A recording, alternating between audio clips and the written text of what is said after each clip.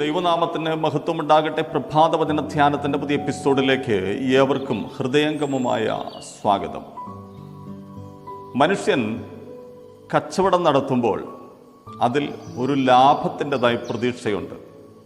ലാഭം പ്രതീക്ഷിക്കാതെ ആരും കച്ചവടം നടത്താറില്ല. അഥവാ ലാഭം എന്ന പദം വ്യാപാരവുമായിട്ട് വളരെ അഭേദ്യമായി ബന്ധപ്പെട്ടിരിക്കുന്നതായ പദമാണ്.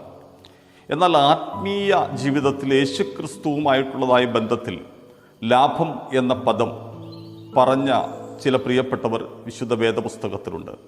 അതിലേറ്റവും മുൻപിൽ നിൽക്കുന്നത് അപ്പോസ്തലനായ പൗലോസാണ്. തൻ്റെ പ്രസ്താവന എപ്രകാരമെന്ന് ഇന്ന് രാവിലെ സമയം നാം ചിന്തിക്കുകയാണ്. നമുക്ക് വായിക്കാം. ഫിലിപ്പിയ ലേഖനം 3-ാം അധ്യായം അതിൻ്റെ 7-ാം വാക്യം. എങ്കിലും എനിക്ക് ലാഭമായിരുന്നതൊക്കെയും ഞാൻ ക്രിസ്തു നിമിത്തം ഛേദം എന്ന് എണ്ണിയിരിക്കുന്നു. ഒരിക്കൽ ഒരു മനുഷ്യൻ്റെ വീടിന് തീ പിടിച്ചു. ആ വീട്ടിലുണ്ടായിരുന്നതായി ആളുകളെല്ലാം അലറിക്കരഞ്ഞു. ആളുകളെല്ലാം ഓടിക്കൂടി. ആ വീട്ടിലുണ്ടായിരുന്നതായി ആളുകളെ എല്ലാം സാവകാശം പുറത്തിറക്കി. അതെ, ആ വീട് ആളിക്കത്തുകയാണ്. എന്നാൽ എല്ലാവരുടെയും ജീവൻ രക്ഷപ്പെട്ടു എന്നുള്ളതായ സന്തോഷത്തിലിരിക്കുന്നതായ സമയത്ത് ആ വീട്ടുടമസ്ഥൻ ഓടി ആ വീടിനകത്തേക്ക് കടന്നു. അദ്ദേഹം അതിൻ്റെ ഒരു മുറിയെ ലക്ഷ്യമാക്കി ഓടി. അവിടെ ചെന്ന് ഒരു പെട്ടി തുറന്ന് അതിനകത്ത് സൂക്ഷിച്ചു വെച്ചിരുന്നതായ ഒരു 500 രൂപ എടുത്ത് കയ്യിലെടുത്തുകൊണ്ട് അദ്ദേഹം പുറത്തേക്ക് ഓടുവാൻ തുടങ്ങിയപ്പോഴേക്കും ആ വീടിൻ്റെ കട്ടിളയ്ക്ക് തീ പിടിച്ച് അതിൻ്റെ ഭിത്തി ഇടിഞ്ഞ് അദ്ദേഹത്തിൻ്റെ മേൽ ചാടി. അതെ, ആ വീട്ടിലുണ്ടായിരുന്നതായ സകല വസ്തുക്കളും ദഹിച്ചു പോയ കൂട്ടത്തിൽ ആ മനുഷ്യനും ആ വീട്ടിനകത്ത് വെന്തു മരിച്ചു. പ്രിയമുള്ളവരെ, ആ 500 രൂപ അദ്ദേഹം ഇറുക്കി പിടിച്ചിരുന്നു. അതോടുകൂടെ അദ്ദേഹം ഈ ലോകത്തിൽ നിന്ന് വേർപെടുന്ന കാഴ്ചയാണ് അവിടെ കാണുവാൻ കഴിഞ്ഞത്. പല ആളുകളും ഇതുപോലെയാണ്.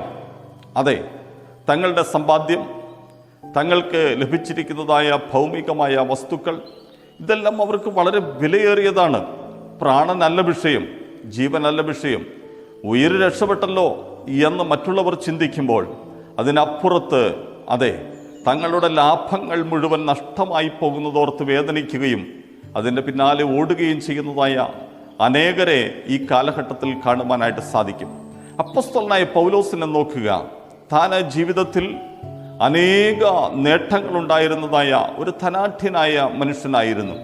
സമൂഹത്തിൽ നല്ല നല്ല പദവികൾ, അതെ, അന്നത്തെ യഹൂദ കോടതിയിൽ അംഗത്വം, എല്ലാ കാര്യത്തിലും ശുഷ്കാന്തിയോടെ മുന്നിൽ നിന്നതായ ആ മനുഷ്യൻ, അദ്ദേഹം തൻ്റെ തൂലിക കൊണ്ട് എഴുതി ഇങ്ങനെ ചേർത്തു. ആ ലേഖനത്തിൽ ഇങ്ങനെ പറയുന്നു, അതെ, എനിക്ക് ലാഭമായിരുന്നത് ഒക്കെയും ഞാൻ ഛേദം എന്ന് എണ്ണി. സാധാരണഗതിയിൽ ലാഭം വരുന്നത് നഷ്ടമാക്കി കളയണമെങ്കിൽ, അല്ലെങ്കിൽ അത് വിട്ടുകളയണമെങ്കിൽ എന്തോ മറ്റൊരു ലാഭം കണ്ടിരിക്കണം.